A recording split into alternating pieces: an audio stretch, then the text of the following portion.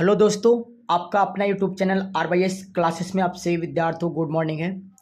तो आशा करते हैं कि आप लोग अच्छा होंगे और आपका क्लास कंटिन्यू चल रहा होगा। तो बहुत सारे विद्यार्थियों को कहना था सर केमिस्ट्री का भी वीडियो अपलोड कीजिए। तो केमिस्ट्री का पार्ट नंबर 1 आ गया है। ये क्लास आप सभी विद्यार्थियों के लिए इंपॉर्टेंट होगा। सबसे आसान भाषा में नोट्स को तैयार किया गया है। तो इस क्लास को आप लोगों ने शुरू से लास्ट तक अवश्य देख लीजिएगा। तो आज का हम लोगों का चैप्टर पढ़ना है। चैप्टर का नाम है आपका अध्याय 1 ठोस अवस्था। तो इससे जो ठोस अवस्था आपका चैप्टर है सबसे आसान भाषा में आपको बनाया गया है। तो ये क्लास आप सभी विद्यार्थियों का इम्पोर्टेंट होगा और पढ़ने में अच्छा भी लगेगी। तो आप लोगों ने इस क्लास को शुरू से लास्ट तक अवश्य देखिएगा। तो चलिए हम लोगों ने स्टार्ट करेंगे। कौन सी बुक है आपका? केमिस्ट्री। चैप्टर का नाम क्या है आपका? ठोस अवस्था। ये क्लास आपका क्या होगा? इंपॉर्टेंट होगा। आप लोगों ने क्या कीजिएगा, शुरू से लास्ट तक देख लीजिएगा। ओके, तो चलिए प्रश्न को स्टार्ट करते हैं। ठोस अवस्था किसे कहते हैं? तो आपको लिखना द्रव की वह अवस्था जिसमें आकार और आयतन दोनों निश्चित होता है उसे ही क्या कहते हैं? ठोस अवस्था कहते हैं। क्या कहते हैं? ठोस अवस्था कहते हैं। तो ये समझ में आप लोगों को आसान सी भाषा में आ गया होगा। एक बार और परिभाषा देखिएगा। ठोस अवस्था किसे कहते हैं? तो द्रव की वह अवस्था जिसमें आकार और आयतन दोनों क्या होती है? निश्चित होता है उसे ही क्या कहते हैं? ठोस अवस्था कहते हैं। अब आप लोगों ने उदाहरण से समझिएगा। जैसे में ईंट क्या हो गया? ईंट का जो होती है आकार और आयतन दोनों क्या होती है? निश्चित होती है। लकड़ी का आकार और आयतन क्या होती है? निश्चित होती है। पत्थर का आकार और आयतन क्या होती है? निश्चित होती है। तो ये सब किसका एग्जाम्पल है? ठोस का एग्जाम्पल है। आपसे एग्जाम में पूछा जाएगा, चलो बताओ लकड़ी क्या है? तो आपको जवाब देना है लकड़ी एक ठोस है। ईंट क्या है? एक ठोस है। पत्थर क्या है? एक ठोस है। तो ये आपको आसान सी भाषा में समझ में आ गया होगा। अब हम लोगों ने देखेंगे ठोस अवस्था के गुण। क्या देखेंगे? अब हम लोगों ने देखेंगे ठोस अवस्था के गुण क्या है। आप लोगों को इस क्लास को शुरू से लास्ट तक अवश्य देखना। एक एक प्रश्न आपको समझ में आएगी 100%। चलिए ठोस अवस्था के गुण। तो आपको सबसे पहले लिखना है उत्तर में ठोस अवस्था का गुण निम्नलिखित है। क्या लिखिएगा? ठोस अवस्था का गुण निम्नलिखित है। नंबर 1 पॉइंट आपको लिखना है ठोस का आकार आयतन द्रव्यमान निश्चित होता है। क्या होता है? ठोस का आकार आयतन द्रव्यमान निश्चित होता है। सेकंड पॉइंट लिखना है ठोस का घनत्व अधिक होता है। ठोस का घनत्व क्या होता है? अधिक होता है। एग्जाम में आपसे पूछा जाएगा, चलो बताओ ठोस का घनत्व क्या होता है? तो आपको जवाब देना अधिक होता है।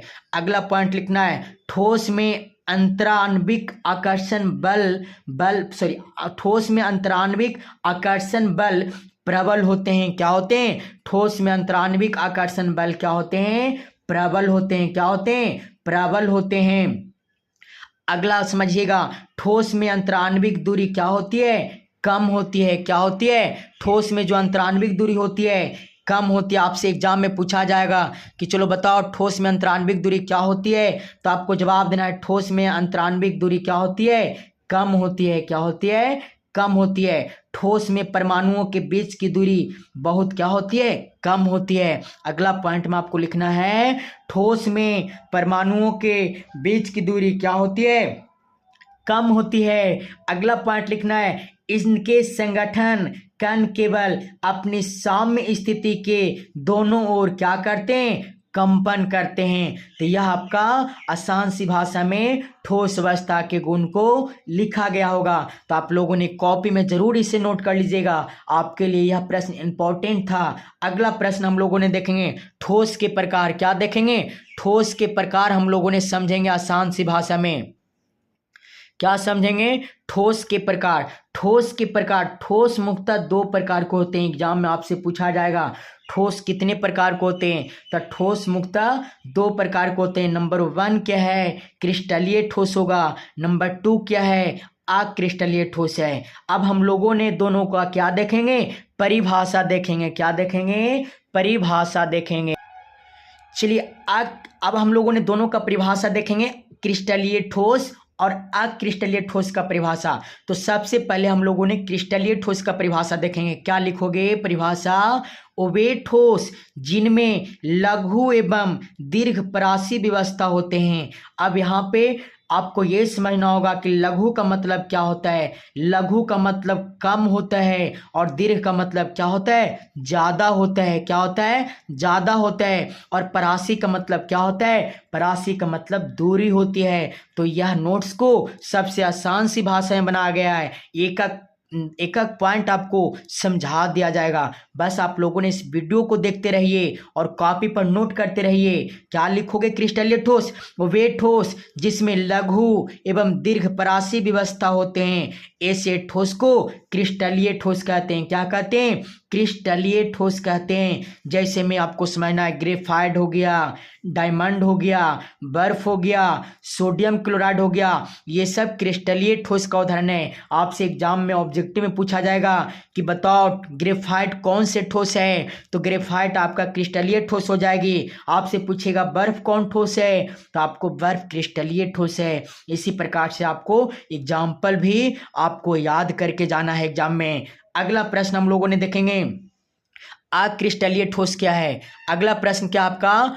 अक्रिस्टलीय ठोस क्या है। तो अक्रिस्टलीय ठोस में कुछ नहीं बोलना है, बस आपको सेम परिभाषा होगी क्रिस्टलीय ठोस वाला, बस उसमें से लघु को हटा देना है। क्या बोलोगे? वे ठोस जिनमें केवल लघु परासी व्यवस्था होते हैं, उसी को क्या कहते हैं? अक्रिस्टलीय ठोस कहते हैं। क्या कहते हैं? वे ठोस जिनमें केवल लघु परासी व्यवस्था होते हैं। लघु मिस क्या होती है? लघु मिस बोल सकते हो बड़ा, या तो बोल सकते हो अधिक। क्या बोलोगे? अधिक। परासी का मतलब दूरी होता है, तो क्या बोलोगे? वे ठोस जिनमें केवल लघु परासी व्यवस्था होते हैं, उन्हें अक्रिस्टलीय ठोस कहते हैं। जैसे में हो गया रबड़। क्या हो गया? रबड़। सॉरी, यहाँ पे आप लोगों ने समझिएगा, लघु मिस क्या होता है? ज्यादा नहीं होता है, कम होता है। दीर्घ मिस ज्यादा होता है ना, तो यहाँ पे लघु मिस क्या समझिएगा? कम समझिएगा। क्या समझिएगा? कम समझिएगा। तो रबड़ होगी एग्जाम्पल में, मोम हो जाएगा, प्लास्टिक हो जाएगा, कांच हो जाएगा। ये आपका अक्रिस्टलीय ठोस का उदाहरण है। तो आपसे पूछेगा आप एग्जाम में कि मोम कौन सा क्रिस्टलीय ठोस है, तो आपको जवाब देना अक्रिस्टलीय ठोस है। प्लास्टिक क्या है? अक्रिस्टलीय ठोस है। कांच क्या है?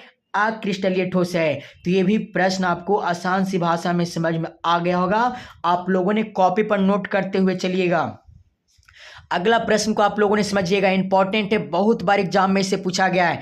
क्रिस्टलीय ठोस और अक्रिस्टलीय ठोस में अंतर स्पष्ट करें। तो आपको लिखना है सबसे पहले उत्तर में, क्रिस्टलीय ठोस और अक्रिस्टलीय ठोस में निम्न अंतर हैं। क्या लिखिएगा? क्रिस्टलीय ठोस और अक्रिस्टलीय ठोस में निम्न अंतर हैं। एक साइड आपको क्रिस्टलीय ठोस लिखना है और एक साइड आपको अक्रिस्टलीय ठोस लिखना है। नंबर 1 पॉइंट लिखना है क्रिस्टलीय ठोस में, इसमें लघु एवं दीर्घ परासी व्यवस्था होते हैं। क्या होते हैं? इसमें लघु एवं दीर्घ परासी व्यवस्था होते हैं। आपको समझाया गया था लघु मिस कम होती है, दीर्घ मिस क्या होता है? ज्यादा होता है, परासी मिस दूरी होती है। तो ये भी समझ में आपको आ गया होगा। इसमें क्या लिखिएगा? इसमें केवल लघु परासी व्यवस्था होते हैं। क्या होते हैं? लघु परासी व्यवस्था होते हैं। सेकंड पॉइंट लिखिएगा क्रिस्टलीय में, क्रिस्टलीय ठोस की प्रकृति विषम दैशिक होती है। विषम दैशिक का मतलब क्या? भिन्न भिन्न होते हैं। क्या होते हैं? भिन्न भिन्न होते हैं। जबकि अक्रिस्टलीय ठोस की प्रकृति समदैशिक होती है। समदैशिक का मतलब क्या हुआ? समान होते हैं। क्या होते हैं? समान होते हैं। तो ये आसान सी भाषा में आपको परिभाषा क्रिस्टलीय ठोस अक्रिस्टलीय ठोस समझ में आ रहा होगा। 3 पॉइंट हम लोगों ने देखेंगे क्रिस्टलीय ठोस में, इसकी गलन उष्मा निश्चित होती है। क्या होती है? क्रिस्टलीय में आपको लिखना 3 पॉइंट में, इसकी गलन उष्मा निश्चित होती है, जबकि इसकी गलन उष्मा क्या होती है? अनिश्चित होती है। क्या होती है? अनिश्चित होती है। क्रिस्टलीय में अगला पॉइंट आपको लिखना है, इसे चाकू से काटने पर क्रिस्टलीय ठोस का नियमित कटाव होता है। कहने का अर्थ ये हुआ कि जब क्रिस्टलीय ठोस को चाकू से काटोगे ना, तो इसमें एक नियम से कटेगा। क्या? एक नियम से कटेगा। जबकि अक्रिस्टलीय ठोस को चाकू से काटोगे तो ये नियम से नहीं कटेगा। ये नियम से नहीं कटेगा। तो क्या लिखोगे? इसे चाकू से काटने पर अक्रिस्टलीय ठोस का अनियमित कटाव होता है। अनियमित कटाव का मतलब ये सही ढंग से कट नहीं पाती है, जबकि क्रिस्टलीय ठोस सही ढंग से कट पाती है। अगला क्या लिखिएगा क्रिस्टलीय में, इसमें ठोसों का सुनिश्चित गलनांक होता है। क्या होता है? इसमें ठोसों का सुनिश्चित गलनांक होता है, जबकि इसमें ठोसों का अनिश्चित गलनांक होता है। क्या होता है? अनिश्चित गलनांक होता है। इसमें लिखिएगा क्रिस्टलीय में अगला पॉइंट, इसमें निश्चित एवं नियमित ज्यामिति होते हैं, जबकि इसमें नियमित ज्यामिति नहीं होते हैं। तो ये आपका क्रिस्टलीय ठोस और अक्रिस्टलीय ठोस सबसे आसान सी भाषा में परिभाषा को समझाया गया था। तो आपको समझ में आ गया होगा। तो अभी तक आप लोगों ने इस वीडियो को लाइक नहीं किए तो लाइक कर दीजिए, चैनल पे नए हो तो चैनल को सब्सक्राइब कर लीजिए। अगला क्वेश्चन हम लोगों ने देखेंगे क्रिस्टलीय ठोस के प्रकार। क्या देखेंगे? क्रिस्टलीय ठोस के प्रकार। ये आपका एग्जाम में पूछा जाता है, क्रिस्टलीय ठोस के प्रकार क्या हैं, तो आप लोगों को समझना है क्रिस्टलीय ठोस के प्रकार। तो क्रिस्टलीय ठोस मुख्यतः 4 प्रकार के होते हैं। कितने प्रकार के होते हैं? आपको एग्जाम में पूछा जाएगा क्रिस्टलीय ठोस कितने प्रकार के होते हैं, तो आपको जवाब देना है क्रिस्टलीय ठोस 4 प्रकार के होते हैं। पहला का नाम है आयनिक ठोस, दूसरा आणविक ठोस, तीसरा संयोजी ठोस, चौथा आपका धात्विक ठोस। तो ये भी आपको समझ में आया होगा। अब हम लोगों ने ये चारों आयनिक को, आणविक, संयोजी और धात्विक, ये चारों का परिभाषा अगले पार्ट में देखेंगे। तो आज की क्लास आपका यहीं तक था। तो आप लोगों ने ये क्लास अगर अच्छा लगा है तो वीडियो को लाइक कर दीजिए, चैनल को सब्सक्राइब कर लीजिए और अपने अपने दोस्तों के पास शेयर कीजिए। और कमेंट में आप लोगों ने ज़रूर लिखिए आपको ये क्लास कैसा लगा, ताकि मुझे भी लगे कि नहीं जो पढ़ा रहे हैं सभी विद्यार्थियों को समझ में आ रहा है। तब मिलते हैं आपसे अगले पार्ट में। आज के लिए इतना ही। जो विद्यार्थियों को इस क्लास का PDF नोट्स लेना हो तो इस नंबर पर कांटेक्ट कीजिएगा 6207769252। इस पे आप लोगों ने SMS करके अपना PDF चैप्टर बाय चैप्टर प्राप्त कर सकते हो आसानी से। तो आज के लिए इतना ही। अब मिलते हैं आपसे नेक्स्ट पार्ट में।